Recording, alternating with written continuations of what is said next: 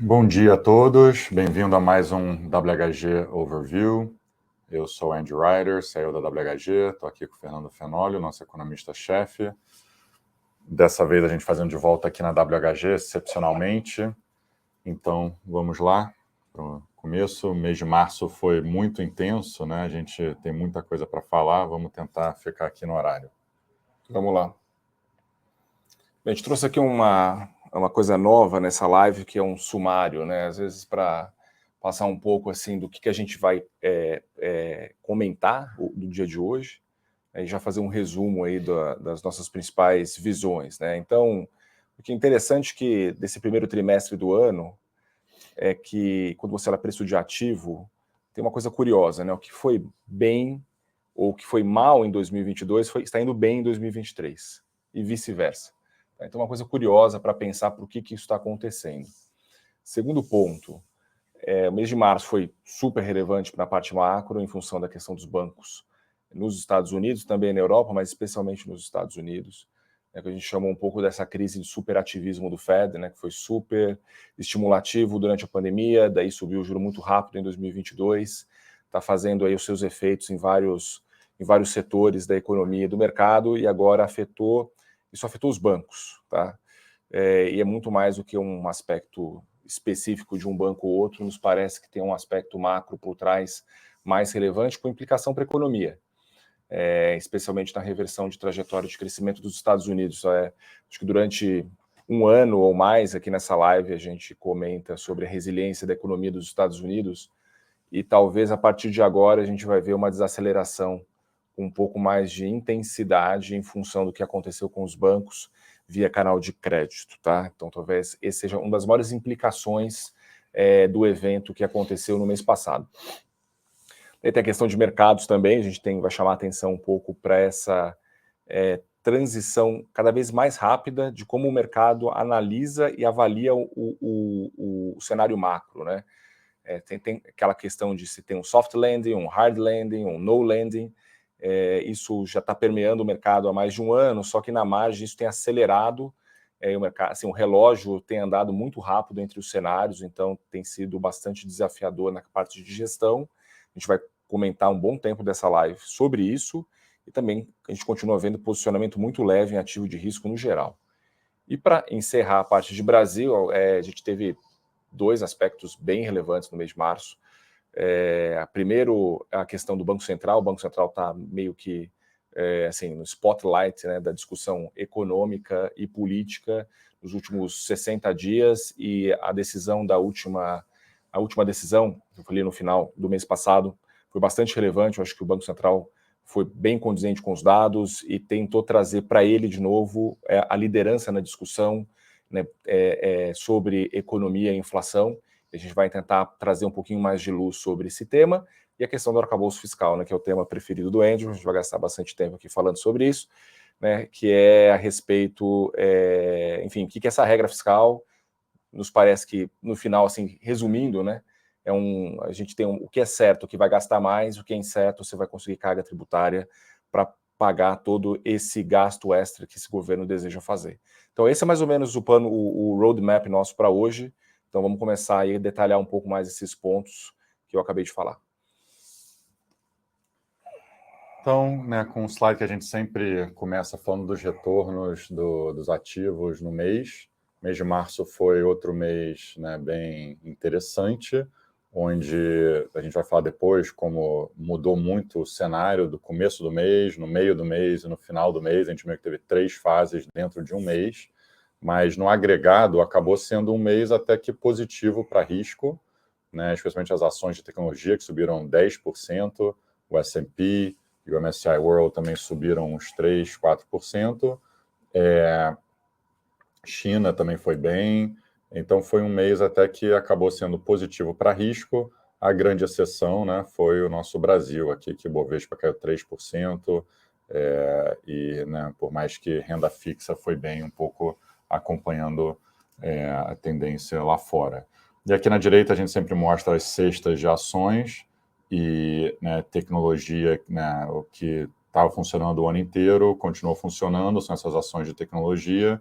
né, especialmente as gigantes, que subiram 13%, e do outro lado, as coisas que foram mal foram os bancos, né, nos Estados Unidos e no mundo que caíram. A gente vai falar mais dessa crise daqui a pouco. Então, aqui na esquerda, acho que esse gráfico bem interessante da Goldman, que mostra, né, em 2022, é o eixo X. Então, né, o que foi bem em 2022, como a gente sabe, as coisas estão mais lá na direita. São essas coisas de commodities, de setor financeiro, e o que foi mal no passado são as coisas de tecnologia.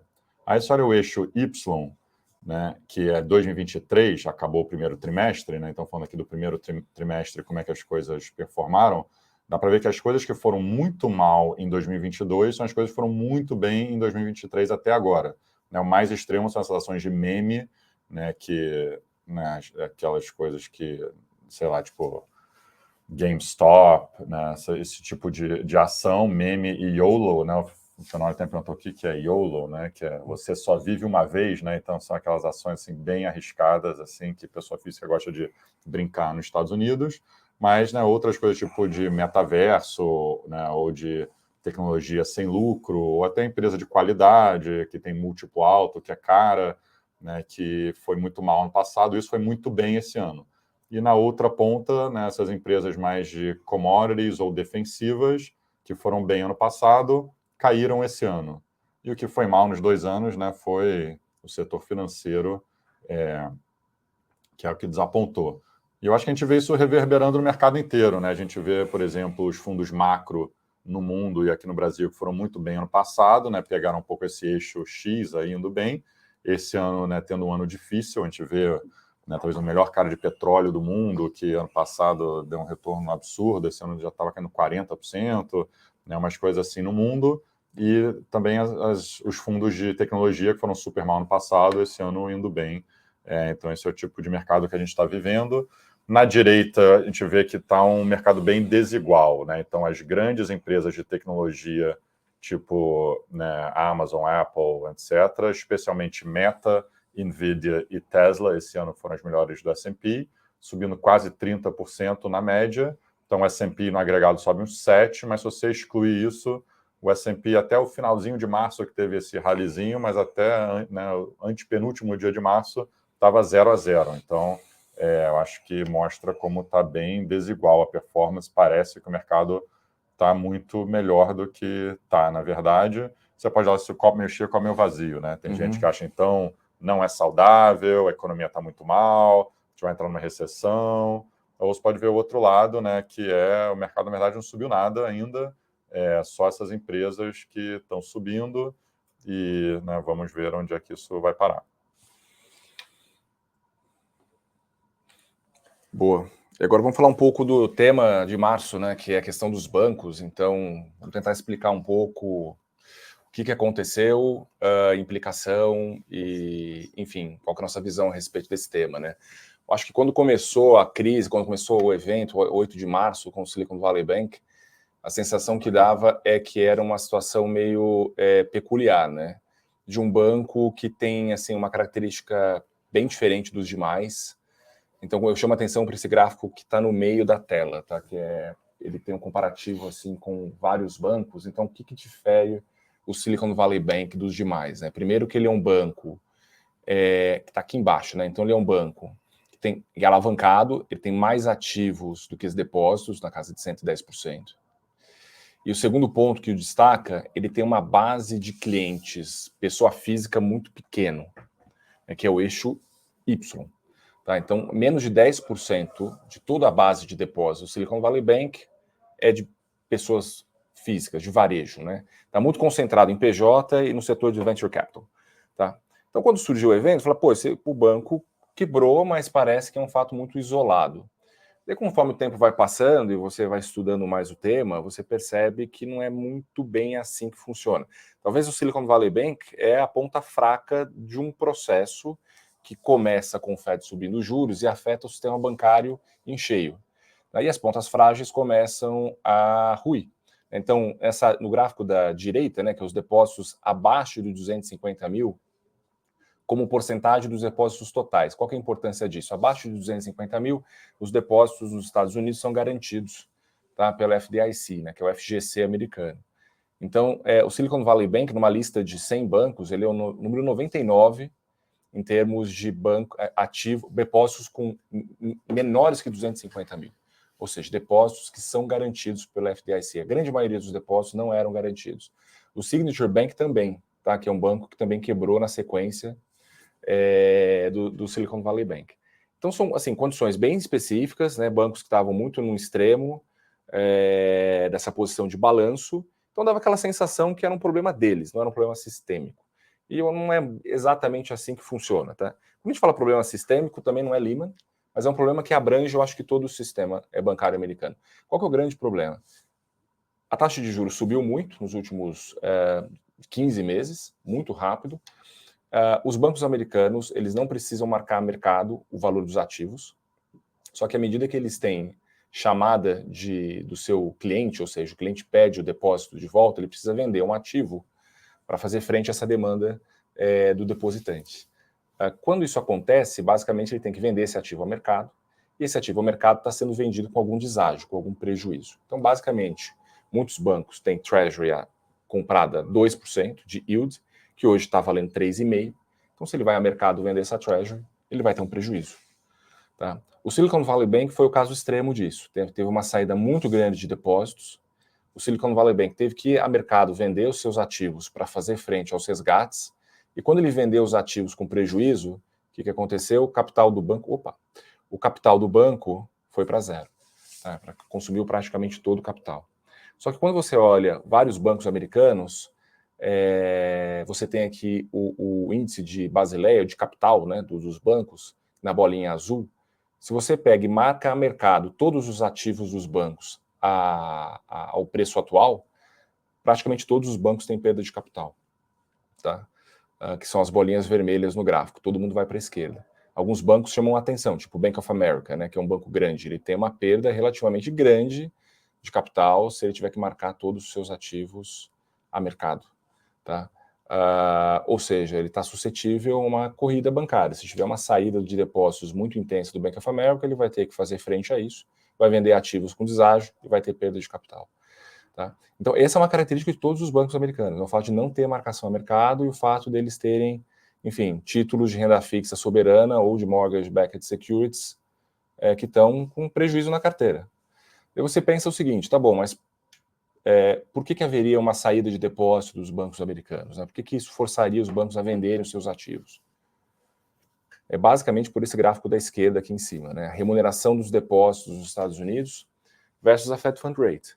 Então, esse não é um fator muito comum da história recente dos Estados Unidos, porque nos Estados Unidos as taxas de juros ficaram baixas por muito tempo, então a remuneração do depositante foi muito próxima a zero por muito tempo. Só que a partir do momento que a taxa sobe para 5%, que a inflação é alta, e daí o cidadão percebe que seu dinheiro no banco ele está rendendo 1% ao ano, né, 0,9% ao ano, ele começa a perceber que ele tem alternativa de investimento fora, né, que são os money market, que é as BlackRock, enfim, alguns exemplos assim de empresas que remuneram o seu depósito a uma taxa muito próximo da taxa básica de juros, né, como se fosse o CDB de banco aqui no Brasil. Então, o depositante percebeu isso e começou a tirar dinheiro do banco, que rende perto de zero, e aplicar o seu dinheiro nos money market funds, que rendem perto de 5%. Então, essa saída de depósito nos Estados Unidos, ela começou basicamente na metade do ano, de 2022. Tá? Já vem caindo, e só se acentuou no último mês, talvez com algum tipo de corrida. E o fluxo de dinheiro para money market vem subindo, e acelerou muito na margem com essa questão toda dos bancos. Então, esse é o problema macro por trás da questão que a gente está avaliando. Tá? A taxa de juros muito alta está levando a uma competição por depósito nos Estados Unidos. E você vê que é um negócio não linear, né? Essa linha verde aqui do Money Market Funds, dá para ver que até o começo do ano estava subindo, mas estava tranquilo. E, de repente, explodiu. Eu acho que o psicológico, né, de ter 5% ao ano em dólar, sem risco, parece ser uma alternativa razoável, né, especialmente dado o que está acontecendo com todos os ativos no mundo no ano passado, e para quem está recebendo zero no banco, né, é muito ruim. Então, acho que, né, quando a gente depois vai falar de bancos europeus, por exemplo, né, tem esse conceito, a gente não conseguiu trazer todos os slides que a gente queria, né, tem muita coisa para falar, mas tem esse conceito do beta de depósito. Né? Quando você está mais cedo no ciclo, você pode ver lá no final de 2008, 19, aqui, assim, né? Foi tranquilo, o Fed aumentou os juros até 2%, as pessoas meio que toleravam receber zero quando o juros está 2%, você não sabe quanto tempo vai ficar a 2%. E a inflação é baixa E também. a inflação era baixa naquela época. Então, na Europa, eles estão ainda num período mais cedo desse ciclo, onde os bancos ainda estão repassando, estão se beneficiando desses juros mais altos, né, com os empréstimos, mas ainda tendo uma taxa que o depositante recebe muito baixa. Nos Estados Unidos, acho que os bancos já passaram da fase boa e agora estão na fase ruim, onde, né, a margem, o net interest margin está comprimindo, além do lado dos ativos, né, que a gente falou que tem essa marcação a mercado que sofre com juros abrindo mais. Então, acho que, né, o sweet spot é quando você está cedo nesse período, nesse ciclo, com juros subindo, sua margem vai aumentando, aumentando, aumentando, e agora eu acho que o mercado se ligou que os bancos americanos não estão mais nessa fase só, né, positiva. Na verdade, tem alguns fatores negativos nisso. É isso aí. E aí tem o seguinte aspecto, como é que você resolve isso e como monitora, né? Bem, como é que resolve? Primeiro, se tem uma competição por depósito por função da taxa de juros, seria interessante o Fed não subir mais os juros. Tá? Eu acho que esse era um call que eu já tinha aqui, o Fed nem deveria ter subido na última reunião, eu acho que ele encontrou aí um nível de taxa de juros que realmente é restritivo para a economia, agora é uma questão de paciência num patamar alto. Ele subiu 0,25, ok, mas eu acho que quanto mais ele subir, maior vai ser a pressão nesse mercado. Primeiro ponto. Mas ele pode parar. Não significa que vai cortar cedo. É simplesmente parar. Né, e fica parado por um bom tempo. Esse ponto número 2, ele pode cortar juros, mas não dá para cortar exatamente pela inflação. O terceiro ponto que ele pode fazer, o que ele está fazendo, são essas linhas de liquidez aqui, esses Fed Lending, né? Que é o mercado está olhando toda semana. Então, na quinta-feira, toda quinta-feira, o Fed divulga as linhas de liquidez que ele provê para os bancos, e na sexta-feira saem os dados dos depósitos bancários. Então, são os dois dados, são as duas datas que o mercado está acompanhando com detalhe para avaliar a evolução da saída de depósitos e tudo mais. Como é que esse gráfico da direita está dizendo, né? Que em 15 de março, os bancos tomaram 300 bilhões de dólares no Fed, teve muito do resgate aqui via FDIC do Silicon Valley Bank, mas os bancos pegaram 150 bi da linha de redesconto do Fed. Nas duas últimas semanas, essa linha diminuiu de valor, né? Assim, a demanda por essa linha diminuiu, que é um bom sinal, e aumentou um pouquinho dessa BTFP, né? Que é Banking Term Funding Program. O que essa linha está fazendo? Que ela é bem interessante. Se o banco precisa de liquidez, ele não precisa vender o ativo dele a mercado com deságio e ter prejuízo. Ele pode entregar esse título para o Fed vai dar o dinheiro em troca a valor de face do título que ele possui. Então é uma forma de não ter a marcação a mercado no balanço dos bancos e levar a uma perda de capital. Tá? Então essa é a forma que o Fed está ajudando. Bancos precisam de dinheiro? Venha cá que eu te dou o dinheiro, me deem o seu ativo, a gente faz pelo valor de face e não pelo valor de mercado. Então é isso que o mercado está acompanhando, isso que a gente está acompanhando, e enfim, à medida que isso melhora, o mercado vai conseguir ficar um pouco mais tranquilo. Se esses dados piorarem, o mercado vai ficar mais nervoso. Dito isso tem uma consequência, né? O Andrew fala muito desse aspecto, que isso vai deixando o banco meio zumbi, né? Porque no fundo ele vai, enfim, a base, qual que é uma das consequências dessa crise, né? O banco está ficando com funding mais caro, que é ruim para o banco, vai ter que aumentar a taxa que ele remunera o depositante para manter o depositante no banco, ou se ele estiver perdendo o depósito, ele não vai ter funding para dar empréstimo. Tá? São as duas consequências. Então, por mais que ele vá no Fed e consiga um dinheiro para entregar para o depositante, não tem uma perda de capital, ele também não tem capacidade de empréstimo, né? Ele fica meio zumbi. Ele está ali sobrevivendo nesse momento, e se ele não tem capacidade de emprestar, aí a coisa começa a afetar o lado real da economia. Tá? Então, acho que essa talvez seja uma das consequências, e aquilo que a gente falou no início, a propagação disso para a atividade econômica mais fraca.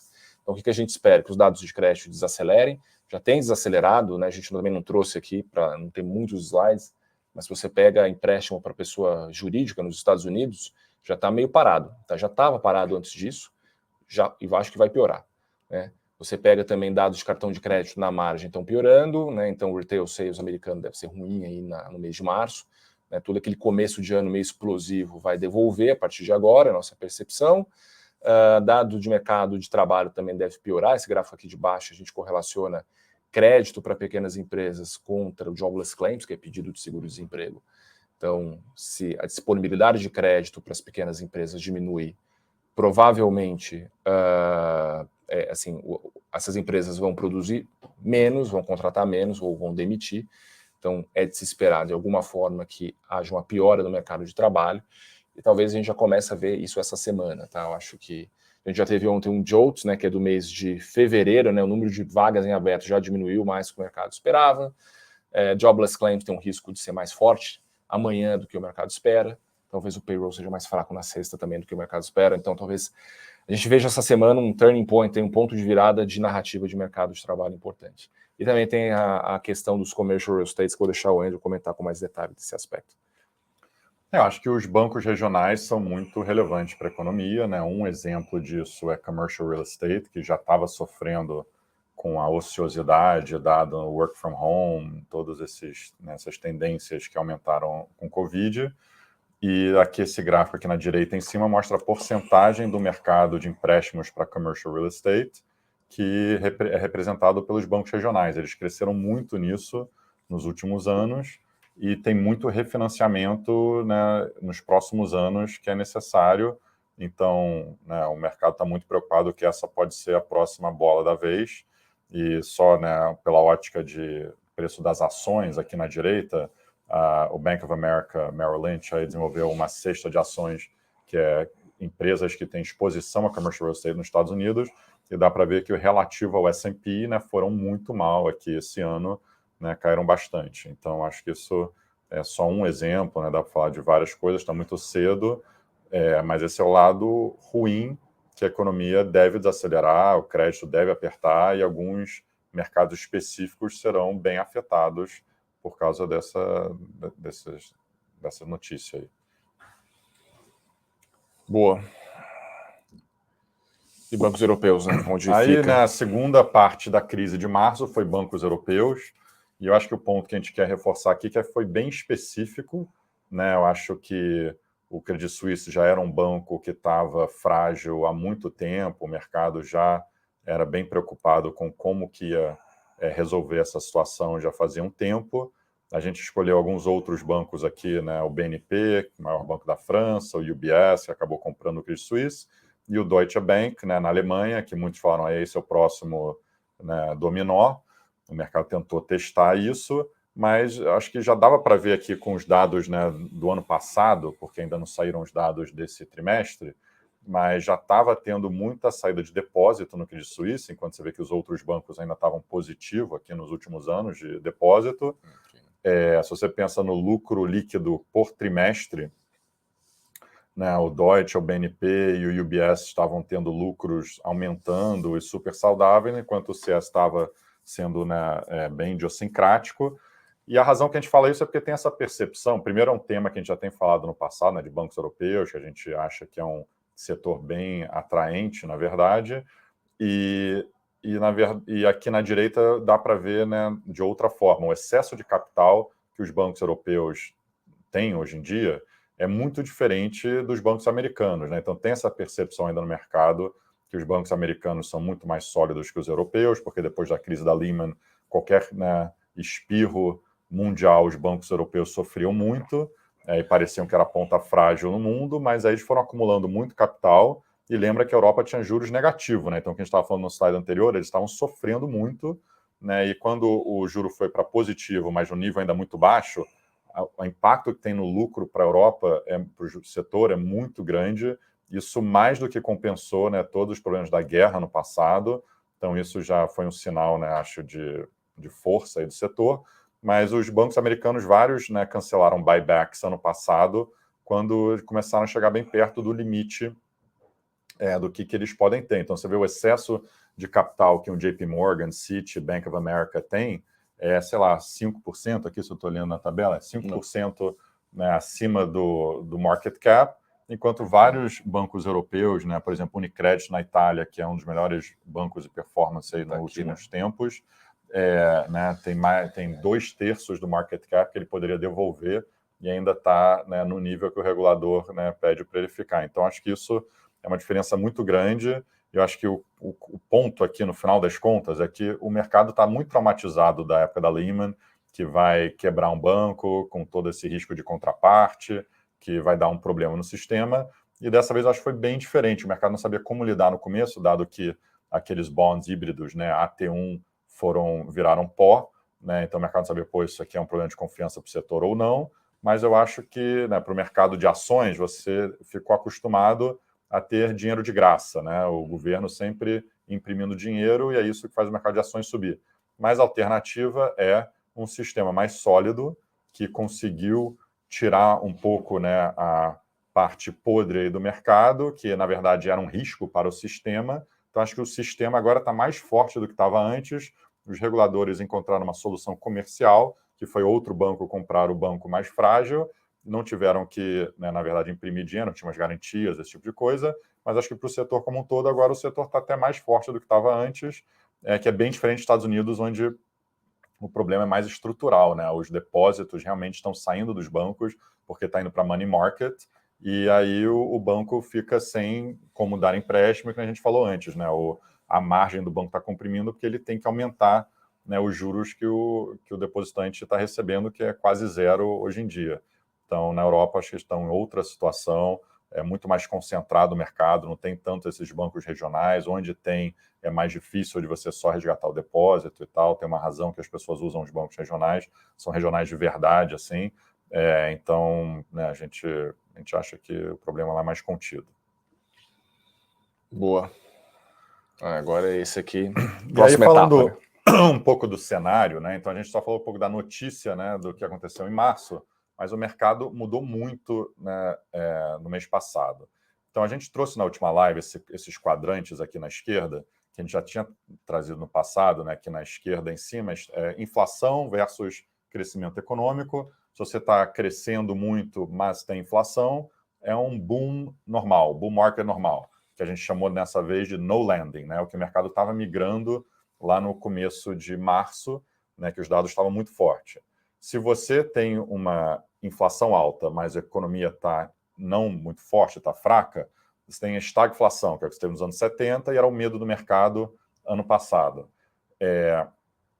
Né, no final do ano passado está um pouco essa ideia de o crescimento vai desacelerar, vai para uma recessão, e a inflação também vai cair. Então, os juros vai cair e ações vão ir mal. Esse é o hard landing, né? E eu acho que o período que a gente viveu lá de 2010 a 2019 era um crescimento econômico ok, com uma inflação contida. Esse é o mundo ideal para ativos de risco, é o soft landing equivalente agora, era chamado Goldilocks lá atrás. Então a gente meio que tentou trazer aqui, né, onde que a versão meio de curva de juros disso, né, que se você olhar aqui na direita, então no final do ano, essa linha vermelha, em dezembro, era o que as pessoas estavam achando que ia ser o hard landing. O Fed ia chegar em 5%, não ia conseguir aumentar juros acima de 5%, a economia ia derrapar, a gente ia entrar numa recessão, o Fed ia ver no meio do ano que ele tinha que começar a cortar juros, então é isso que essa linha vermelha mostra, os juros param em 5% no começo do ano, e lá para o segundo semestre de 23, esse ano, o Fed começa a cortar, e leva de volta os juros até 3,30 no final de 24. Na medida que o ano foi começando, você vê essa linha azul escura, que é o final de janeiro, na verdade a curva começou a precificar até mais cortes num ambiente onde o S&P estava subindo. Então isso é o soft landing Goldilocks, é esse, né, quadrante aqui de baixo na direita. Então é o mercado, na verdade a inflação está caindo, mas por razões boas, a economia não está, né, implodindo, então isso até que é bom para ativos de risco, especificamente ações de tecnologia, esse tipo de coisa, que estavam sofrendo com juros subindo sem parar, agora os juros vai começar a cair, era a ideia do mercado. Mas o problema foi que os dados começaram a vir tão forte, que nem o Fenômeno acabou de mostrar aquele dado de consumo lá, que deu aquela pernada para cima em janeiro e fevereiro, que o mercado começou a falar, opa, na verdade os juros não vai parar no 5, vai ter que começar a subir. Então aqui foi, né, a linha azul clara de março, olha a mudança que a curva fez do final de janeiro até o começo de março, que foi o Fed vai ter que aumentar juros além de 5, vai ter que ir para 5, além de 5,5, já começou aquele papo, chegou o máximo, foi no dia 8 de março, quando o Powell falou, talvez eu vou ter que dar 50 bips nessa reunião de março, porque a inflação está muito forte, os dados estão muito fortes, e com isso a gente foi para uma visão de no landing. Então, na verdade, a economia está boa, mas para ativos de risco, talvez isso não é tão bom, porque o Fed vai ter que aumentar juros muito mais do que a gente estava imaginando. Obviamente, né, teve toda essa crise bancária que a gente acabou de descrever, e a curva voltou tudo para essa linha agora que a gente está botando, né, que foi de ontem, aí, né, essa laranja pontilhada, que agora, né, teve duas versões, né? Na verdade, caiu muito, eu estou falando agora vai ser hard landing, agora meio que estabilizou onde a gente estava no final de janeiro, que essa ideia que talvez o Fed acabou mesmo de cortar juros, e a dúvida é, será que a economia vai desacelerar muito, vai ser um hard landing, ou será que a economia desacelera só um pouco e é saudável e vai ser um soft landing, e essa mudança de juros se contrapõe para ativos de risco, compensa um pouco, a gente botou, né, esse estabilizador automático aqui para ativos de risco. É isso aí. Na próxima página, acho que dá para visualizar o que eu falei um pouco melhor. Aqui na esquerda, essa taxa terminal de juros é onde que o Fed vai parar. Então, a gente pegou aquele ponto lá onde estava parando e, né, olhando o histórico. Lembra que a gente já falou isso em outras lives, que no começo do ano passado o mercado estava achando que o Fed ia parar em 1,5%, 2%, que a economia não aguentava. De repente, foi, não, a economia está resiliente e a inflação está resiliente especialmente, tem que subir até 3, tem que subir até 4, tem que subir até 5. E lá em outubro, finalmente, o mercado estabilizou no 5. Falou, ufa, agora eu tenho a luz no final do túnel, e a gente ficou parado nesse 5. A gente já falou isso nas últimas lives. Isso que fez o S&P ter esse alívio, né, em novembro, dezembro, janeiro, falou, pô, tudo bem, 5 é um nível alto, mas eu sei que o Fed vai parar por ali, está suficiente, eu já estou vendo a inflação começando a cair, tá tranquilo. Mas, de repente, quando os dados começaram a vir muito forte, tanto de atividade quanto de inflação, o mercado deu essa pernada aqui para cima, 5 não é suficiente, vai ter que ir para quase 6. E é isso que fez, né, o mercado girar lá nos quadrantes, né, para o lado meio boom econômico, que talvez não é bom para ativo, que volta à dinâmica de 2022, que você não quer ter mais ações de tecnologia, etc, etc. Com essa crise bancária, isso tudo voltou e convergiu, né, o Fed Fund Rate, essa linha azul, é onde de fato está os juros, né, tipo a Selic americana. Então o mercado agora está falando, olha, onde o Fed está, é onde vai parar, e acabou. E, na verdade, agora a dúvida é quando que a gente começa a cortar, porque a economia não vai aguentar esses juros de 5%. Então, é uma mudança drástica. A gente botou aqui na direita, né, essa ideia de estagflação, soft landing, hard landing, tarará, e o que foi girando, né, talvez, né, dá para visualizar melhor. A linha laranja é o S&P, então o S&P caindo, subindo nesses diferentes cenários. E a linha azul escura é os juros, onde ele acaba em dezembro 24, que conversa com o slide, né, com o gráfico da página anterior, só que está invertido, tá? Então a azul vai caindo, quer dizer que onde que o Fed vai parar, vai subindo. Então, normalmente, isso acontece quando a inflação está mais alta que o mercado esperava, a atividade está aguentando, então o mercado vai falando, pô, então a gente não vai parar em 2, vai parar em 3, vai parar em 4. Então chegou a precificar que ia parar em 4 até depois dos cortes, né? Então não conversa tanto com a taxa terminal. Então o Fed pode chegar em 6%, mas o mercado sempre acha que esse 6 não dura muito tempo, o Fed já vai começar a cortar e vai parar em 4 no final de 24. Aí o que aconteceu é esse 4 voltou para 3, quando teve um pouco essa, né, desenhar aqui, o que aconteceu em março, né, que chegou em 4, né, então primeiro teve esse no landing, que é esse azul claro, essa linha azul caindo, caindo, caindo até o 4, mas aí quando, né, estourou o Silicon Valley Bank e tudo, essa linha azul rapidamente, né, teve os piores dias para quem estava tomado em juro curto da história, né, isso que os fundos macro sofreram muito, esse 4 voltou para 3 e o mercado começou a precificar, opa, então o Fed vai ter que começar a cortar juros. E o ponto desse estabilizador automático, por isso que a gente mostrou isso, é que o S&P não necessariamente caiu nesse período. Esse que é o mais interessante. Então, talvez a economia vai implodir porque os bancos não vão emprestar, etc, etc, etc. Mas se olha o S&P no geral ficou meio de lado porque tem esse estabilizador. Então, isso a gente tem falado já há um tempo, que esse estabilizador vale para os dois lados. Quando a economia está nesse no landing, você vê que o S&P também ficou meio de lado, por mais que estava precificando porque estava precificando mais e mais aumento de juros do Fed. Então, o S&P, né, parece, acho que no próximo slide, vou até isso, na esquerda tem a volatilidade da bolsa e a volatilidade dos juros. Então, muitas pessoas no mercado falam, isso aqui está errado, olha a volatilidade da bolsa está meio de lado em todo o cenário, o que é isso? E para a gente, eu acho que isso faz sentido, né? O Move Index, essa linha azul clara, é a volatilidade do mercado de juros, né? Que foi uma loucura, chegou a passar o auge do Covid, né? No mês de março, né? Então, poxa, as pessoas que operam juros, né, tiveram um mês alucinante, e as pessoas que operam bolsa, no final das contas, falam, pô, não aconteceu tanta coisa na bolsa, né, que é esse estresse todo que vocês estão falando? E, na verdade, é porque se a economia está muito forte, a bolsa não estava conseguindo subir porque a gente fica precificando mais e mais altas do Fed. E a mesma coisa, né, vale para o contrário. Se a economia começa a desacelerar rápido, o mercado de juros começa a precificar que o Fed parou o ciclo e vai começar a cortar juros rápido, porque nesse nível de 5 está muito acima do neutro, que é 2,5. Então, em teoria, o Fed, e o Powell sempre fala isso, se precisar, vai começar a cortar juros rápido, não se preocupa com esse cenário.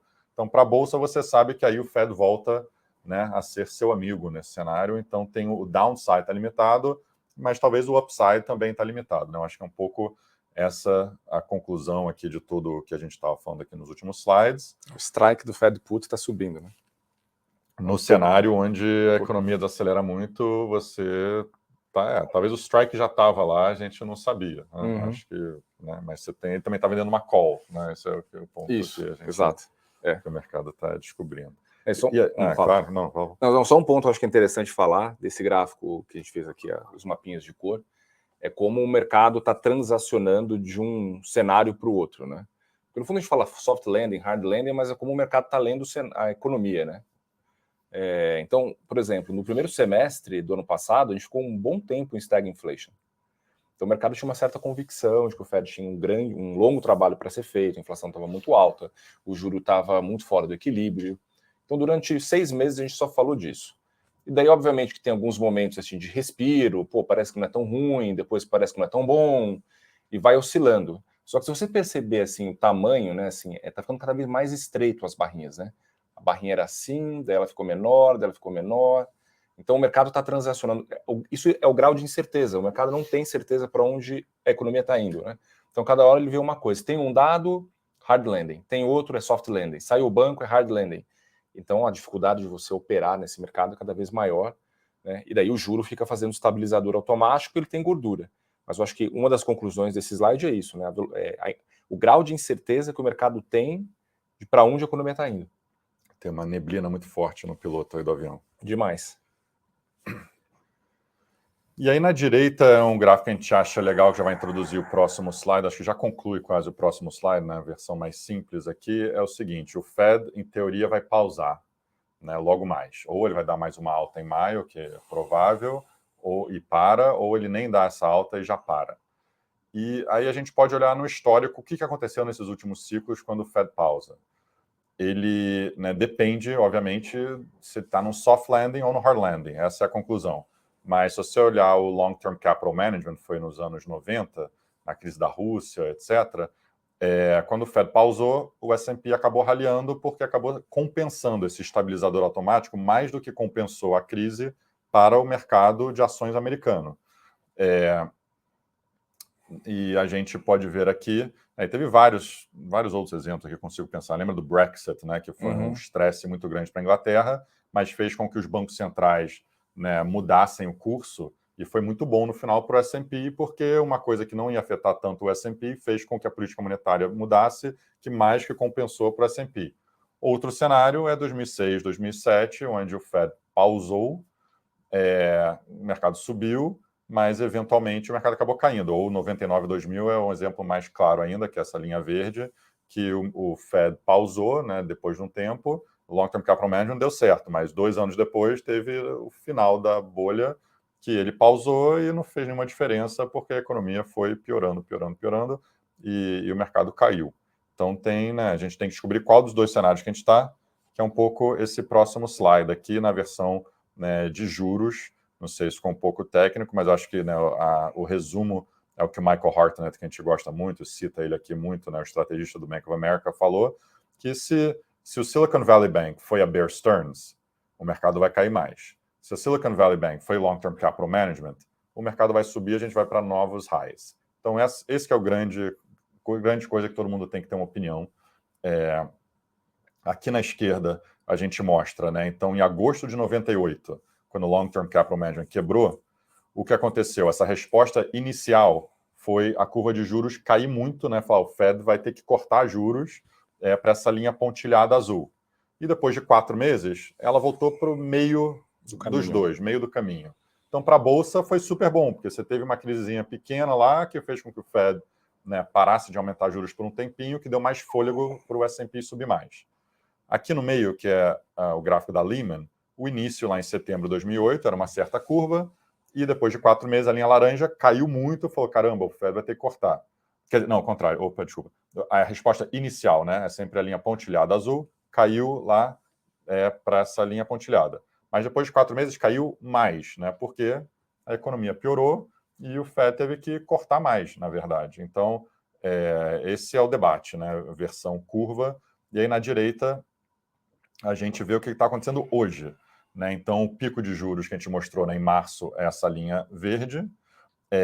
E aí tem duas estimativas, isso aqui foi do Wanda, né, que fez esse cálculo, talvez o JP Morgan fez um negócio parecido também, e a gente pode ver, se for a linha amarela, é mais ou menos o que a gente já está precificando, né, naquela época, em 24 de março, estava precificando... Mas a curva é bem parecida com hoje, eu acho que dá. Então está igual. Tá igual. O mercado está achando que vai ser um Long Term Capital Management, que é essa linha amarela. Se for isso, para a Bolsa, isso é bom. Se não for, tem muito mais para os juros cair, que vai ser essa linha vermelha, e aí sim, não necessariamente vai ser tão bom para a Bolsa. Né? Então, esse put aí, né, mais ou menos um put, né, se o negócio piorar de fato, né, for uma crise muito grande, o Fed pode cortar, mas isso talvez não compense, né, se for um hard landing mesmo. Se for uma crise sistêmica bancária, aí a coisa muda de patamar, né? Mas a gente não está acreditando nisso ainda não.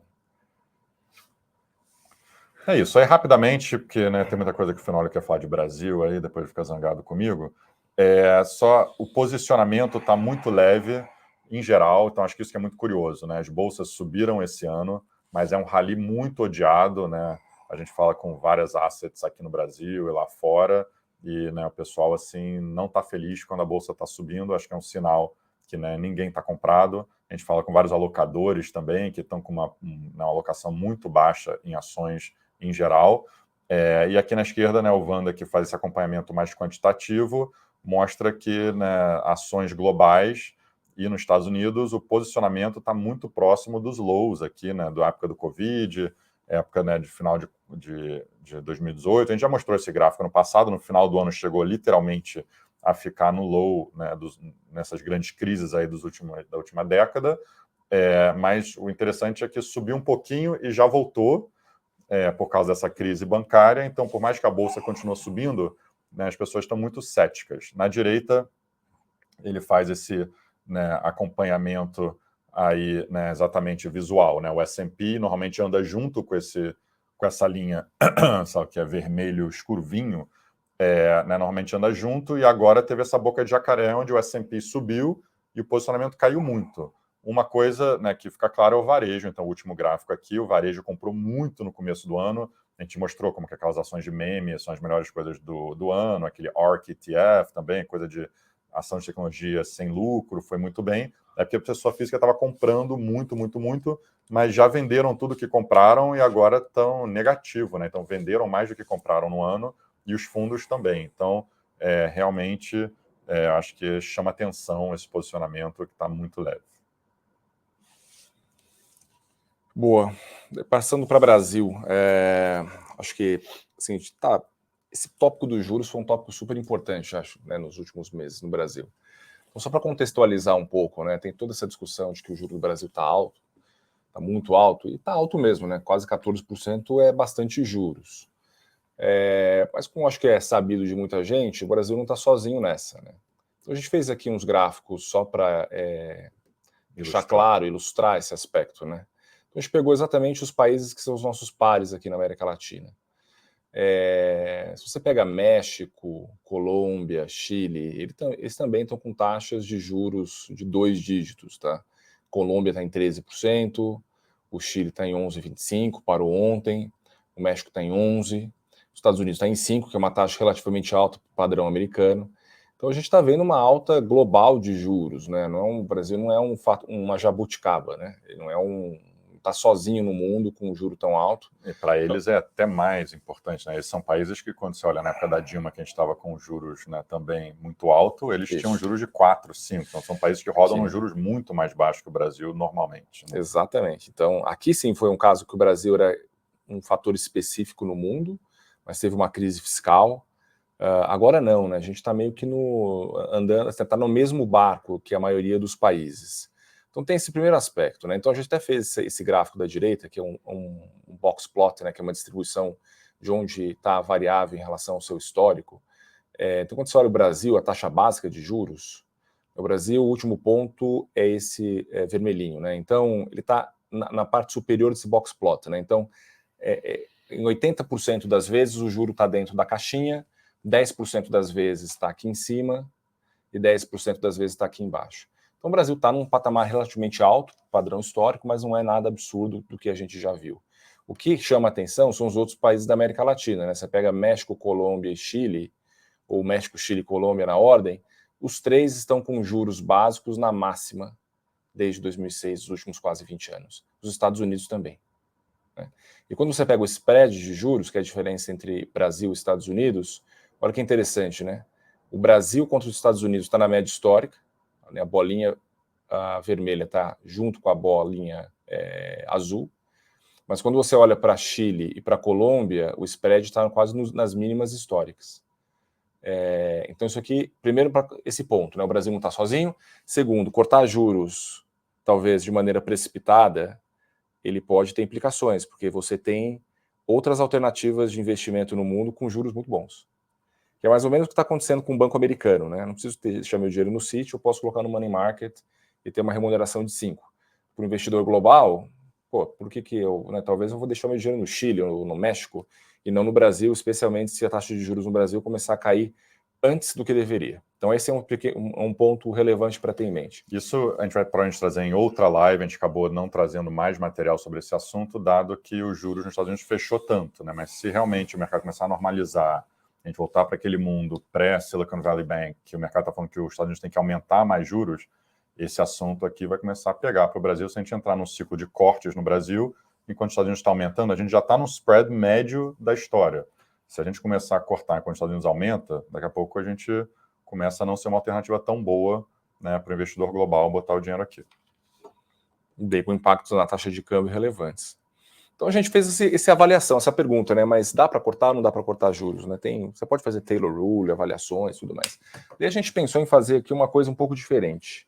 A gente fez aqui o que a gente chama de heat map de atividade e inflação. A gente basicamente levantou os dados que os bancos centrais, ou o Banco Central do Brasil, normalmente avalia para tomar sua decisão de juros e observou como essas variáveis estavam em momentos anteriores ou momentos passados do ciclo de corte de juros. Então, se você olhar as datas, elas é o início do ciclo de corte de juros do passado. Então, tem setembro de 2005, janeiro de 9, assim sucessivamente, e daí tem os últimos dados na margem. Então, a gente pegou os dados de inflação e todos eles são contra a meta, tá? Então, é uma forma de você avaliar o desequilíbrio da economia. Então, quanto que está o IPCA contra a meta, o núcleo contra a meta, inflação de serviços contra a meta, ano a ano, na margem anualizado, e também a gente pegou aqui os dados de expectativa de inflação do Focus, tá? Tanto os 12 meses à frente contra a meta, quanto 2 anos à frente contra a meta. Da mesma forma, a gente fez essa avaliação para os dados de atividade, então pega dado do IBCBR, que é o PIB mensal do Banco Central, taxa de desemprego contra a média, rendimento real das famílias, geração de emprego, confiança da indústria e do consumidor. Tá, também tudo contra alguma média deles, né, para avaliar se esse dado de atividade está crescendo acima ou está abaixo de uma média histórica. E daí você faz o heat map, né, você tem esse mapa de cor, em que toda vez que esse mapa está mais para o azul, significa que os dados estão dizendo para o Banco Central, vamos afrouxar a política monetária, vamos cortar a taxa de juros. Quando o mapa está vermelho, os dados estão falando, tem que subir a taxa de juros e não cortar. Então é interessante que nos momentos de início de corte de juros do passado, normalmente esse mapa está mais para o azul. Tá? A gente até fez uma agregação aqui, tá? Se você pegar essa caixinha aqui, tanto de atividade quanto de inflação, tem uns números. A gente fez um ranking, né, de +1 a -1. Mais 1 é que os dados, na média, estão falando para subir juros, menos 1 para cortar juros. Então vai ficar encaixotado entre esses dois números. Então quando você olha esse mapa, você percebe que ele sempre foi meio azul em momentos que o Banco Central cortou juros no passado, né? O que chama mais atenção é... Com uma exceção. É, que eu vou chegar lá. Então, por exemplo, julho de 2019, o Banco Central cortou juros. Mas dá para olhar que estava bem azul aqui o mapa de inflação. A inflação estava rodando abaixo da meta para praticamente todos os indicadores. E os dados de atividade também estavam um pouco no azul, né? Não estava hot, estava cold. Então fazia sentido o Banco Central cortar juros. Teve uma exceção, que o Andrew falou, agosto de 11. Foi quando o Tombini decidiu cortar a taxa de juros com receio da crise europeia. Só que os dados na época não davam respaldo para isso, né? O mapa estava vermelho, né? A inflação estava alta, estava rodando acima da meta, e a atividade estava relativamente aquecida, né? O desemprego estava 2,4 pontos abaixo da Nairu. Ele cortou juros, o resto é história, como se diz por aí, né? A gente sabe toda a implicação que teve de inflação, câmbio, etc. Você olha o momento atual, está bem vermelho a questão da inflação, né? Ou seja, a inflação está muito acima da meta para várias métricas. E o que mais chama a atenção, expectativa, tá? Expectativa de inflação está desancorada, coisa que não aconteceu nos ciclos passados, especialmente 2 anos à frente. Tá? Então a situação de inflação hoje é tão difícil, uma das mais difíceis que o Banco Central enfrenta, e na atividade você tem o desemprego, o mercado de trabalho muito bom, né? O desemprego está muito baixo, está 1,5 ponto abaixo da meta, ou da Nairu, e a geração de emprego está boa, a renda está crescendo quase 8% ao ano. Então quando você olha o dado, realmente é difícil você falar que o Banco Central tem um case para cortar juros, né? Daí a gente pegou e fez o histórico do gráfico da direita. Então a Selic é o laranja, o azul, esse indicador corta ou não corta juros, né? Ele tem uma aderência bem bacana com a Selic. Então na ponta, né, o que ele está dizendo? Por um bom tempo a linha azul subiu, mostrando que a Selic tinha que subir, e ele está meio estável.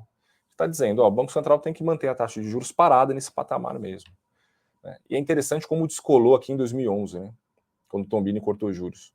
O Tombini cortou, e o indicador falou, ó, tem que estar subindo os juros, não cortando, né?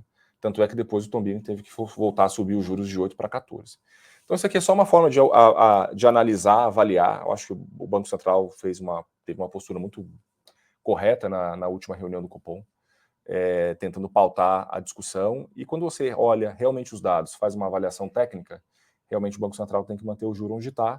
Tem risco, tem crédito no Brasil, tem que avaliar crédito nos Estados Unidos, mas isso entra no balanço de risco dele. Quando ele olha o dado bruto, né, realmente não faz ainda muito sentido um corte nesse momento. Você quer agregar alguma coisa aqui? Não, isso aí. E daí vamos falar aqui um pouco de arcabouço fiscal aqui em 5 minutos. Acho que todo mundo estava esperando esse negócio. Muita gente já falou sobre o tema, vários especialistas de política fiscal também já comentaram a respeito. Então a gente só quer trazer aqui um pequeno resumo e um pequeno ponto de atenção, tá? Que eu senti um pouco de falta nas análises. Então, basicamente, o que o arcabouço fiscal diz? Olha, agora a gente tem uma meta de primário, que é o que está aí na tela, né? Vai sair de menos 0,5% em 23 para 1% positivo em 26, e o governo tem que trazer a meta de primário para alguma coisa ao redor dessa banda ao longo do tempo. Se o primário ficar abaixo da banda, a taxa de crescimento dos gastos vai ser um pouco menor. Se o primário ficar acima da banda, ele pode usar um excesso para gastar em investimento, tendo um cap de 2,5% de crescimento de gasto ao longo do tempo. Então a gente faz todas aquelas simulações e vê se isso é factível nos cenários econômicos. Então primeiro a gente fez um contrafactual, né? Baseado no nosso cenário de crescimento, arrecadação, etc., usando o teto antigo, essa seria a dinâmica do superávit primário. Sairia de menos 1,1 para desse ano, para menos 0,4 no final de 26. Aí a gente olha o que é o novo arcabouço fiscal sem aumento de receita, né? A gente tem uma melhora muito, muito, muito gradual do superávit primário, né? Sai de menos 1,1 para menos 0,9 no horizonte de 4 anos. Por quê? Porque essa regra é mais frouxa do que o teto, né? Você permite um gasto de pelo menos 0,6% ao ano, o teto é 0. Então, é um ajuste fiscal mais frouxo do que o teto de gastos. Então, ou seja, o governo está muito abaixo do que ele deseja, ele vai ter que fazer o quê? Aumentar a receita. Então, a gente colocou aqui um aumento de 0,5% do PIB por ano de receita, por ano. 50 bi a mais de arrecadação que o governo precisa buscar. A gente acha que é o mais factível para realmente encontrar e alcançar a meta estabelecida, ele teria que ir para alguma coisa entre 1 e 1,5% de arrecadação por ano, que é bastante coisa. Tá? No momento, eu acho que ele vai tentar, enfim, arrecadação via CARF, via sei lá, taxação de jogos online, sempre tem um refis, uma repatriação, eles sempre vão tentar buscar algum porquinho para quebrar e conseguir receita para liberar gasto, tá? Mas a mensagem que a gente tem, muitos economistas já passaram, é um arcabouço fiscal que depende de arrecadação, de aumento consistente de arrecadação ao longo do tempo para que você cumpra a meta.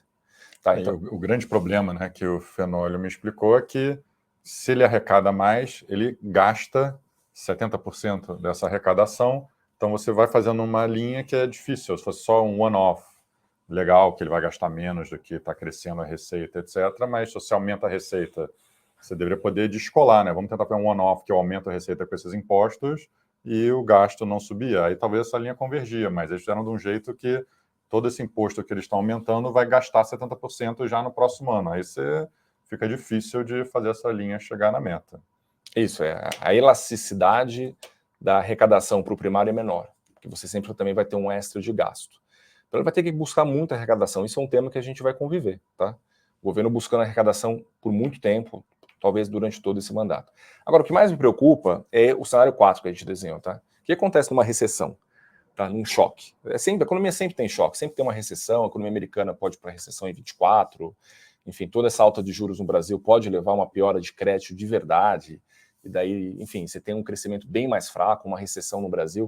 O que acontece quando você tem um choque negativo sobre essas contas, né? Então, o que a gente fez? A gente assumiu aqui, fez uma simulação, que 2024 é o nosso cenário básico, então o primário sai de menos 1,1 para menos 0,5, com a arrecadação. Temos uma recessão em 25, o PIB cai 2% por qualquer motivo. Caiu 2%. O primário, ele vai cair, vai ficar pior, vai para menos 1,5% do PIB. Né? A gente assume que em recessão o governo não vai buscar mais receita, né, que vai piorar a recessão, e em 26 talvez ele não queira aumentar a arrecadação ou receita porque é ano eleitoral. E daí você fica stuck aqui, paradão, num déficit de 1,5% do PIB de primário. Tá? Que é basicamente o déficit primário de 2016. A gente volta 10 anos no tempo, né, e todo o esforço fiscal foi em vão, assim, a gente conseguiu melhorar, piorou, e talvez em 26 a gente volte para o patamar que era em 2016. Esse é um cenário de risco, tá? Um cenário de recessão, mas que pode acontecer. É um modelo fiscal que é uma recomposição de poupança pública muito lenta, mais lenta que o teto que já era devagar. E num cenário de recessão, o que acontece, né? E daí você já está com uma arrecadação alta, será que você consegue arrecadar ainda mais? Essa vai ser a grande incógnita, né? O que eu gosto de falar é o seguinte, quando o governo gasta, ele tem duas formas de financiar. Ou ele vai financiar com imposto, ou ele vai financiar com inflação. Tá? Com dívida também dá para financiar, mas também tem limite, o mercado dá o limite nele. E a gente talvez vai ficar trabalhando num limite muito perigoso caso a gente tenha um choque negativo até 2026. Eu acho que o resumo é que até no cenário positivo, onde o PIB está crescendo bem, a gente não chega nem perto da meta. E se tiver um cenário ruim, que também não é, né, a se descartar, dado o mood do empresariado, dado, né, o alto custo de capital e muitas empresas sofrendo, aí realmente a gente fica numa situação muito difícil no fiscal. Minha recomendação, não sei se, né, eu gostaria de ver essa separação da receita do lado orgânico e do inorgânico. Né? Se o PIB está crescendo, acho legal você ter um piso para gastar alguma coisa, também numa recessão. Essa parte, ok. Eu acho que a parte que não deixa a conta fechar é essa parte do inorgânico. Você aumenta um imposto para tentar melhorar a arrecadação, você já vai e gasta, e realmente não dá para convergir para a meta. Né? Esse é o grande problema, eu acho, dessa proposta. A gente teve algumas perguntas aqui, o tempo já se esgotou, e algumas perguntas muito boas, na verdade, que eu gostaria até, são temas que a gente vai abordar na próxima live. Né? Primeiro, perspectiva de earnings para o S&P. Abril vai ser um mês de earnings, vai ser, né, eu acho que muito importante esse earnings, dado tudo que aconteceu na economia, para a gente ter muito mais visibilidade. Acho que agora a gente está, antes de ter convicção de earnings, a gente está naquele período, será que os bancos vão apertar demais o crédito nos Estados Unidos ou não? Né, como é que vai reagir a economia na Europa, toda essa situação também. E a gente vai ter uma ideia melhor do que está acontecendo. A China também, a gente nem conseguiu falar aqui, a gente quer falar na próxima. Juros no Brasil versus os primos latino-americanos, né, parece estar ok, mas o ponto que a moeda está muito valorizada versus eles, isso não é verdade, na minha opinião. O Chile está bem depreciado, o peso colombiano bem depreciado. Acho que o México não, mas o México é uma outra... O México tem uma história muito boa, na verdade, mas eu gostaria de trazer um pouco mais esse lado da moeda. Acho que o grande debate aqui, né, a grande dúvida que a gente está ouvindo dos clientes é, poxa, esse real aqui, né, próximo de 5 faz algum sentido nesse contexto? Então a gente vai trazer alguma coisa mais aprofundada de moeda. E aí a última pergunta aqui foi, né, sobre, né, esse problema de crédito no Brasil e lá fora, se a gente acredita que vai ter uma recessão.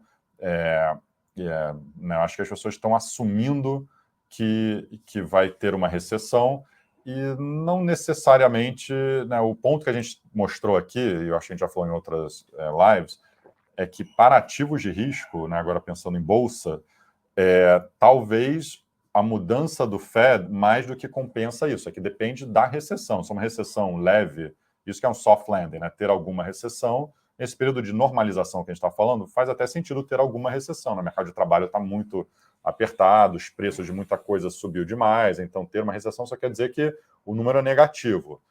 É que na nossa cabeça, nossa geração, recessão quer dizer Covid, Lehman, estoura da bolha de tecnologia, alguma coisa muito grave, aí claro que é diferente para preço de risco de ativo. Então é isso que o mercado está tentando determinar, se é só um soft landing, onde o Fed parando de aumentar juros e cortar mais compensaria isso, ou não. A gente ainda nem está convencido que é nenhum desses dois cenários, tá? Eu acho que a economia continua muito resiliente, até com essa desaceleração do crédito, a gente vê que pode ser uma coisa que a economia estava precisando. Só lembrando, ano passado o mercado foi muito mal, mas a economia estava muito bem, bem demais. Esse que era o problema nos Estados Unidos, né? Por isso que os ativos começaram a cair, porque a expectativa de juros tinha subir mais e mais e mais e mais, né? Então esse é um ponto. Eu acho que tinha uma subpergunta aqui, que se a China pode ser o lugar que não sofre com isso, né? Isso é um assunto, eu acho interessante. A China, né, nessa mudança de 3 cenários que a gente falou em março, um dos cenários, quando a gente está falando de hard landing nos Estados Unidos, virou um pouco consenso uma semana lá, a China tradou super bem, porque a China virou safe haven, que é um negócio descorrelacionado, não tem problema dos bancos europeus, não tem problema dos bancos regionais americanos. Então, é isso que a gente tem que ver. Eu acho que tem muito assunto aí para a gente falar na próxima live. Gostei dessas perguntas. A gente vai trazer mais materiais nessa linha aqui para a próxima. Acho que é isso. Legal. Falou. Muito obrigado e a gente se vê no próximo mês. Valeu, obrigado.